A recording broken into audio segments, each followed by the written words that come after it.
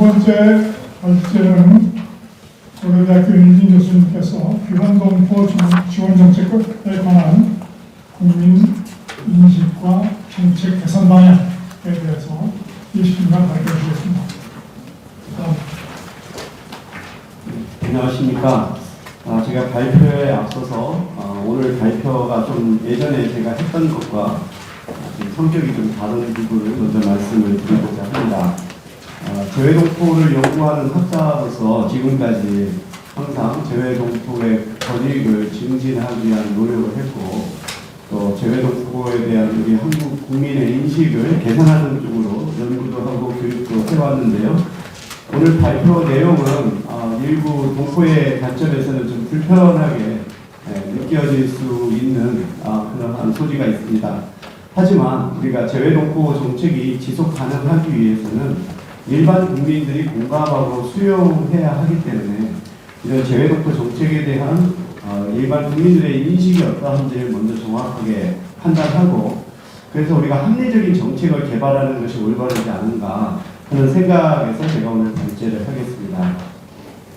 재외동포에 대한 국민들의 인식은 시기적으로 좀 변화해 왔습니다. 과거에는 우리 동포가 우리의 민족이고 또 독립운동의 후손이고 하는 이러한 온정주의와 함께, 또 한편으로는 재외동포가 해외의 인적 자산이라고 하는 실용적인 그런 인식을 갖고 있고, 이것이 긍정적인 방향으로 작동했다고 생각합니다. 하지만 지금은 반드시 이렇게 긍정적인 인식만이 있는 것이 아니라 상당한 냉담주의 내지 혐오 차별도 공존하고 있습니다. 특히 우리 중국 동포에 대한 국민들의 인식이 특히 부정적인데요. 이들이 내국인의 일자리를 뺏는다든지 범죄율을 높인다든지 하는 부정적인 인식을 갖고 있습니다. 더욱이 중국에 대한 한국인들의 반중 정서가 중국 동포에게 전이되는 그런 특징도 있습니다. 그래서 지금 현재 국민은 동포에 대해서 양가 감정을 갖고 있다라고 볼 수 있겠습니다. 한편으로는 동포이며 민족 자산이지만 또 한편으로는 자신이 이익이 될 때만 동포로 행사하는 이러한 부정적인 인식이 있다라고 하는 것이죠. 특히 이 복수 국적, 병역과 관련해서 동포가 자기한테 이로울 때는 한국인, 불리할 때는 외국인이라고 하는 이중적인 자세를 취하고 있다고 많은 국민들이 생각하고 있습니다. 지금 그 동포와 관련해서 좀 쟁점이 될 수 있는 부분은 90년대 초 이후로 한국이 구소련과 또 중국과 국교를 수립하면서 구소련 동포 그리고 또 중국 동포가 귀환을 하고 그러면서 지금 많은 수가 국내에서 여러 가지 방면에서 활동을 하고 있죠. 또한 60년대 초에 이주했던 북미나 남미의 동포들이 이제 은퇴를 하면서 귀환을 하고 있고요. 그래서 이 젊은 층의 귀한 재외동포는 내국인의 일자리를 위협한다라고 생각하고, 나이가 드신 동포의 귀환은 어떤 사회복지 비용을 증가한다라고 하는 인식을 갖고 있다라고 하는 것이죠. 그런데 제가 앞으로 소개드릴 그런 내용에 따르면 사실 많은 국민들은 재외동포에 대해서 사실 관심이 없고요. 상당히 무지합니다. 알고 있지도 못하고 관심도 적고 또 알고 있는 정보가 상당히 과거에 머물고 있는 현실이고요. 그러다 보니까 재외동포 정책에 대해서는 사실 아는 분이 매우 적어요. 하지만 그 내용에 대해서 알게 되면 상당히 부정적인 생각을 갖고 있다라고 하는 것이죠. 그래서 저는 지속가능한 재외동포 정책을 위해서는 우리가 선제적으로 이 합리적인 정책의 대안을 개발하는 것이 필요하다라고 생각을 합니다. 그래서 제가 재외동포의 국내 활동과 정책 지원에 관련해서 쟁점이 되어 있는 사안들이 한 5가지가 있습니다. 65세 이상의 귀한 동포의 복수 국적을 부여하는 것, 이들이 기초연금을 수급하거나 건강보험에 적용이 되는 것, 또 재외국민 특별 전형, 또 선천적 복수 국적자의 병역의 의무, 또 병역 기피자의 국내 입국의 허용, 이런 것과 관련해서 쟁점이 되고 있습니다. 그래서 이를 위해서 제가 2019년에 한 1000명가량의 일반 국민을 대상으로 조사를 했고요. 또 보충적으로 대학생들의 의식이라든지 또는 전문가들을 대상으로 조사를 했는데 오늘은 제가 일반 국민들 대상의 설문조사 결과를 말씀을 드리도록 하겠습니다. 그래서 이 표본은 일반 국민의 특성을 대표할 수 있는 1000명의 표본이고요. 여러 가지 인구 통계학적 특성을 살펴볼 때 그래도 일반 국민을 대표할 수 있다라고 생각을 하고 있습니다. 우선 재외동포에 대한 국민 인식을 보면 이렇게 대한민국의 경제 발전에 기여한다든지 국제 외교에 기여한다든지 또 한국의 상품을 홍보하고 구매한다든지 또 K-팝 같은 것이 확산되는 데 기여한다라고 하는 부분에 있어서는 다 긍정적으로 생각을 합니다. 하지만 자기한테 유리할 때는 돕고 불리할 때는 외국인 행세를 한다라고 하는 질문에 대해서는 이 질문에 동의하는 사람이 반대하는 사람보다 더욱더 많다라고 하는 부분이죠. 그리고 한민족이기 때문에 일반 외국인보다 우대해야 한다라고 하는 문항에 대해서는 찬성하는 사람이 반대하는 사람보다 많지만 상대적으로 그 비율이 그렇게 높진 않다라고 우리가 볼 수가 있겠고요. 그래서 전체적으로 우리 국민은 재외동포가 한국의 정치, 경제, 문화 발전에 기여했다라고 인정은 하지만 자신들의 유불리에 따라서 기회적으로 처신한다라고 하는 생각도 동시에 갖고 있다라고 하는 그런 부분입니다. 우선 구체적으로 65세 이상의 외국 국적 동포의 복수 국적을 부여하는 것과 관련해서 모르는 사람들이 훨씬 더 많다라고 하는 거죠. 이런 제도가 있다라고 하는 것을 모르는 사람이 더 많습니다. 그런데 만약 이런 제도에 대해서 설명을 하고 여기에 대해서 찬성하냐 반대하냐라고 물어보면은 반대하는 비율이 43.9%, 찬성하는 비율이 24.1%로 반대하는 비율이 2배가 더 높다라고 하는 것이죠. 그리고서 또 한 가지는 이 그러니까 젊은 연령층에 경제 활동이 가능한 젊은 연령층에 한국을 귀환하는 것에 대해서는 찬성하는 비율이 반대하는 비율보다 더 높습니다. 하지만 65세 이상의 동포가 귀환하는 것에 대해서는 반대하는 비율이 더 높은 거죠. 그러니까 젊은 연령층은 환영하지만 나이가 드신 동포가 귀환하는 것에 대해서는 일반 국민은 반대한다라고 하는 것이고 65세 이상의 동포가 한국 국적을 다시 회복을 했을 경우 이들에게 기초연금을 지급하는 것과 관련해서 이 제도에 대해서 아는 사람은 거의 12.4%밖에 안 되는 거죠.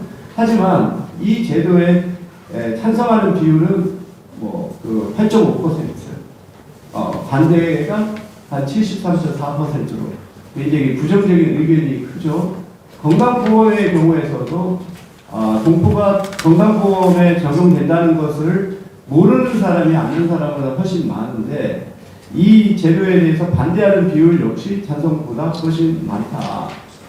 그래서 그러면 재외동포가 국민건강을 적용을 할 때 어떠한 조건이 필요하냐라고 보면 보험 혜택의 범위를 축소하거나 본인이 부담을 해야 한다. 예를 들어서 중증 어떤 수술을 요한다든지 이런 부분에 대해서는 상당히 반대하는 것이고 본인이 부담률을 높여야 한다라고 생각을 하고 있어요. 다음에는 해외에 거주하는 우리 재외 국민이 대학 입학을 할 때 별도의 특별 전형을 통해서 들어오는 것에 대해서도 모르는 사람 비율이 더 많은데 이 제도에 대해서 찬성 반대 여부를 보면 반대 비율이 훨씬 더 높다라고 하는 것이죠. 그러면 이 특별 전형 제도를 어떻게 개선해야 되냐라고 물어보면 이 자격 요건을 더 강화하고 보다 엄격하게 선발을 해야 하고 또는 특별 전형의 정원을 축소하거나 마지막으로 현행 제도를 폐지해야 한다라고 하는 의견을 갖고 있죠. 특히 이게 젊은 층을 갈수록 더욱더 아마 민감하게 반응할 수 있는 사안이라고 생각을 합니다. 이 군복무와 관련해서 유승균이 아직도 국내에 입국하고 있지 못하죠. 여기에 대해서 국민들의 의견도 상당 부분 나눠지고 있는데 보면 국내 입국을 허가하되 활동을 해서는 안 된다가 41%, 입국도 활동도 반대해야 한다는 비율이 47%. 그래서 상당히 또 이것도 나눠져 있다라고 볼 수 있고요. 그 다음에 이제 병역 의무를 다하지 않고 해외에서 살다가 이제 한국으로 귀국할 수 있는 연령이 40세인데 이것을 좀 더 늘려야 되냐 라고 이렇게 하면 거기에 대해서는 여전히 반대 의견이 많다라고 하는 것이죠. 그래서 보면은 병역 기피자가 국내 입국을 할 수 있는 연령을 보면 영구적으로 입국을 제한한다라고 하는 게 더 많고 50세로 연장해야 한다라고 하는 식으로 이것 역시 부정적인 의견이 많다라고 하는 것이죠. 그래서 제가 전체 내용을 요약하자면 일반 국민은 재외동포에 대해서 우호적인 감정과 긍정적인 그러한 태도를 갖고 있지만 재정 부담이 되거나 편법으로 병역을 기피하거나 대학에 입학할 경우에는 매우 부정적인 인식을 갖고 있다. 희소한 자원을 둘러싼 배분의 문제, 병역의 문제에 있어서는 동포애보다는 한국 사회의 기여도 또는 개인 간의 형평성이라고 하는 것이 중요하게 작용을 한다라고 하는 것입니다. 그래서 이것은 저의 의견이 아니라 일반 국민들의 인식을 조사한 부분이고요. 이런 것에 기초해서 좀 제가 개선 방안을 좀 제안을 하고 한다면 우선은 귀한 동포에게 한국 국적을 부여한 다음에는 한국인과 동등하게 대우해야 하잖아요. 따라서 저는 65세 이상의 귀한 동포에게 국적을 회복하게 할 때 조금 더 우리가 엄격하게 심사를 해야 하지 않겠나. 예를 들어서 외국인이 한국 국적을 취득한다면 무엇보다도 중요한 것이 재정 자립도거든요.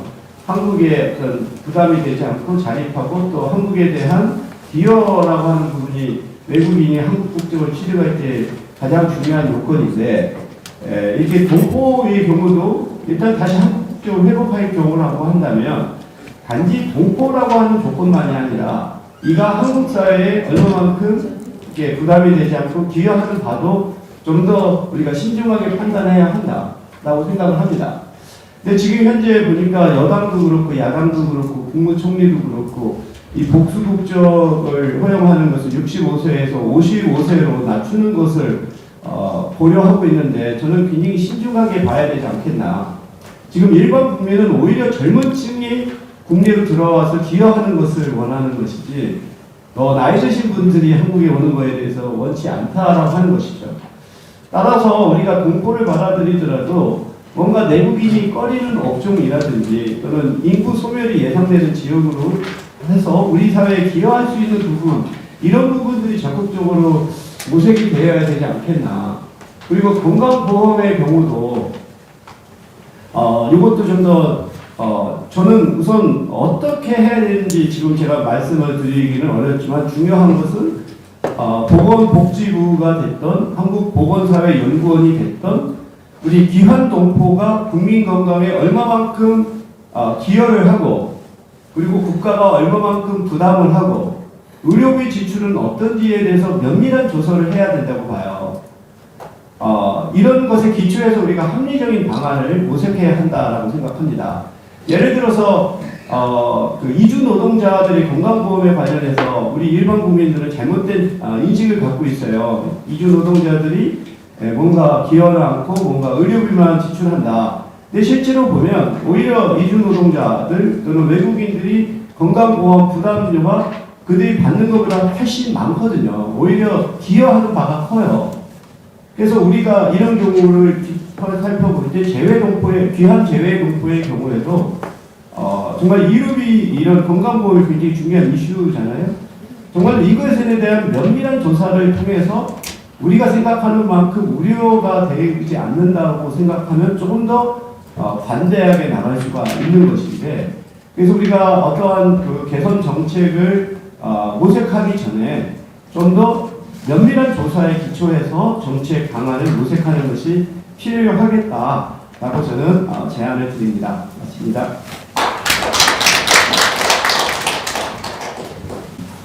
윤희진 교수님께서 아주 모범적으로 표현을 시켜주셔서 아주 큰 박수를 사.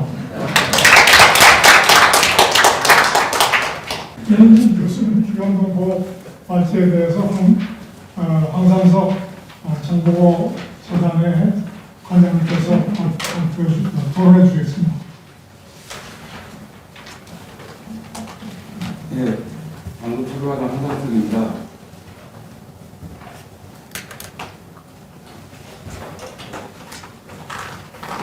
지금 하신 내용을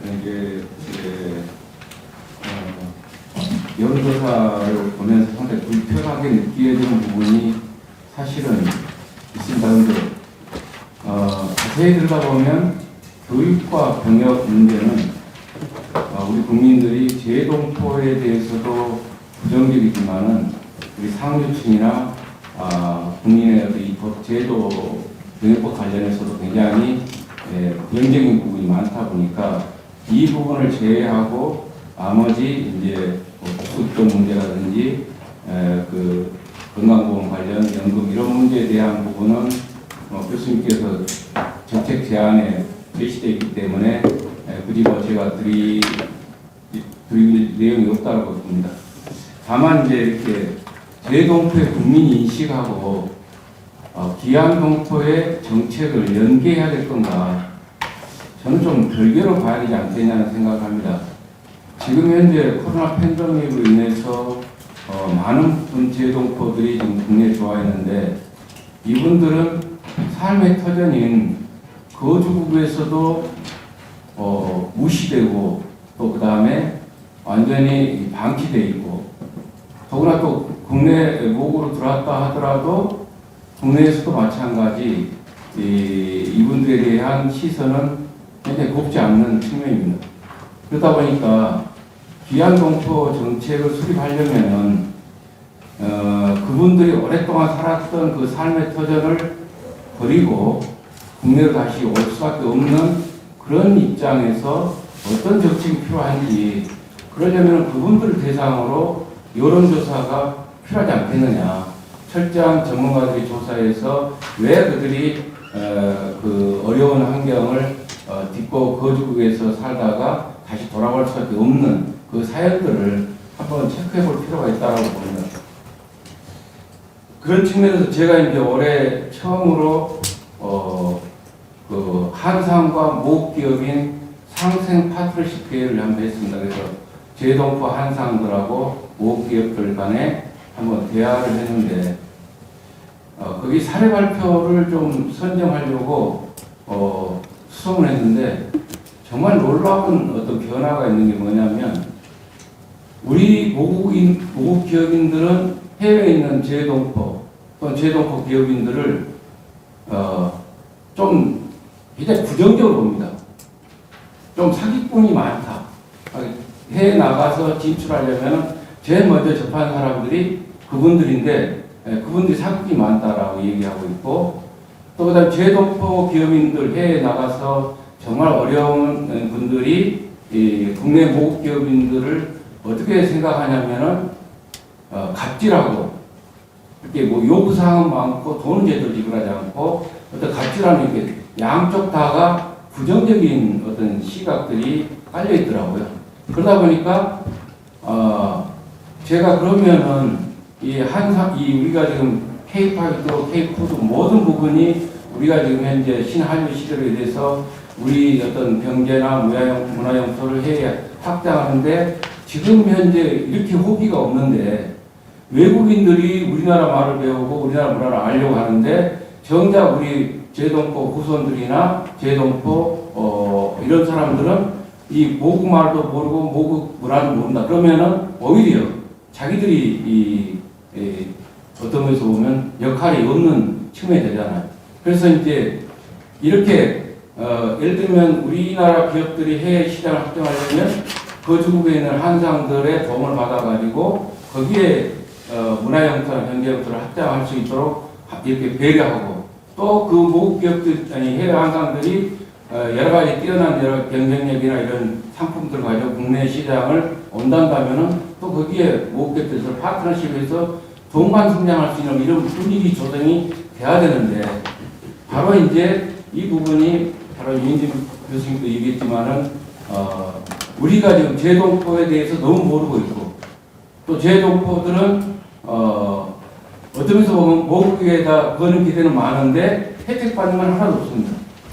그러다 보니까 이 지금 현재 평형성으로 되어 있는 이 문제를 한번 이제 풀 수 있는 마당을 좀 만들어 봐야 될 것 같은데, 그런 의미에서 저는 제가 장보고 연구를 23년 동안 해오면서 그분의 그 업적에서 이 모델을 찾고 있습니다. 어떤 거냐면 그분은 중국 가가지고 입정적인 인물이 됐고, 그 다음에 거기서 기반을 다 닦아가지고 굳이 신라로 들어올 필요 없이, 아마 내가 볼 때 장보고가 모국을 안 들어왔으면은 당나라에 그대로 거주해서 후손들이 아마 정착했을 건데, 그분이 모국에 들어온 것은 신라의 노예가 매매되는 걸 보고 분개해서 들어왔거든요. 당시 이 노예를 하는 해적들, 이 문제는 당나라 조정, 통일신라 조정에서도 해결 못한 문제입니다. 근데 장보고는 자기 모든 삶의 터전을 놔두고 국내 기반 하나도 없는 이 문제를 해결하기 위해서 고구로 들어와요. 그래서 그 문제를 해결합니다. 마찬가지로 우리 제동포 분들이 이제 모국으로 와서 기반을 잡겠다고 한다면은 아까 앞에서 말씀했던 우리 사회 발전에 기여하고, 그 기여하는 만큼의 혜택을 주는 게 당연하다는 이런 어떤 카테고리를 만들어야 되지 않겠느냐.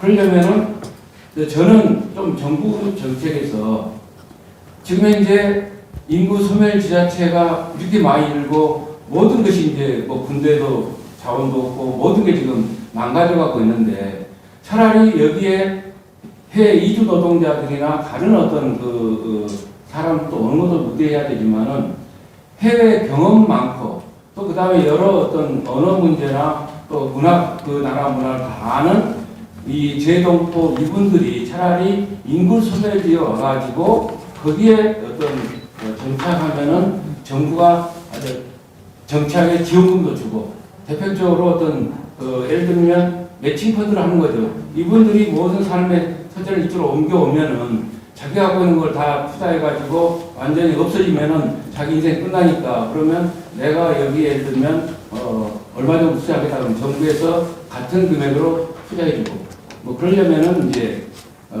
제가 뭐 늘 아이디어로 얘기하는 게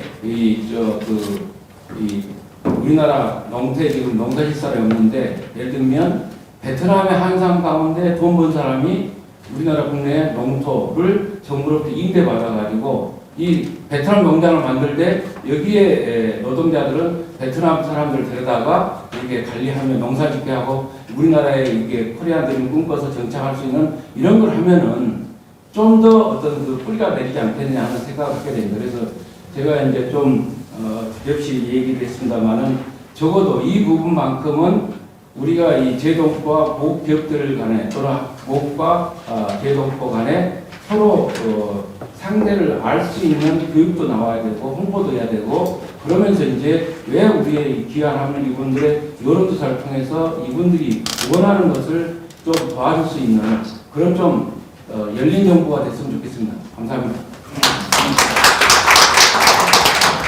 수고하셨습니다. 효과적으로 토론을 하기 위해서 민진 교수님께서 지금 토론에 대해서 짧게 좀 코멘트를 하시면 좋겠습니다. 우선 그 귀한 동포들을 대상으로 또는 뭐 해외에 있는 동포들을 대상으로 조사 연구가 필요하다는 말씀을 참 공감하고요. 혹시 기회가 되면 뭐 저뿐만 아니라 다른 연구자들이 국내에도 좀 많은 동포들이 있고 또 앞으로 늘어날 텐데 이런 지원 정책과 관련해서 좀 여론조사나 좀 사회조사를 해서 좀 기초 자료를 수집하는 게 필요하고, 말씀하신 대로 저는 대외동포 정책과 이민 정책 이것은 서로 긴밀하게 연결돼야 된다고 보고요. 그것들은 큰 틀에서 볼 때 어떤 지속 가능한 우리 한국 사회 발전이라고 하는 큰 틀 안에서 대외동포 또는 이민 이런 부분들이 어떻게 기여할 수 있을지를 정말 밀접하게 연계시켜서 살펴봐야 되고, 지금 말씀하셨던 이런 방안들, 특히 인구 소멸 지역에 어떻게 하면 조금 더 이걸 우리가 개발할 수 있을까, 그런 것에 대한 아이디어도 그런 틀에서 같이 좀 논의했으면 좋겠습니다. 감사합니다.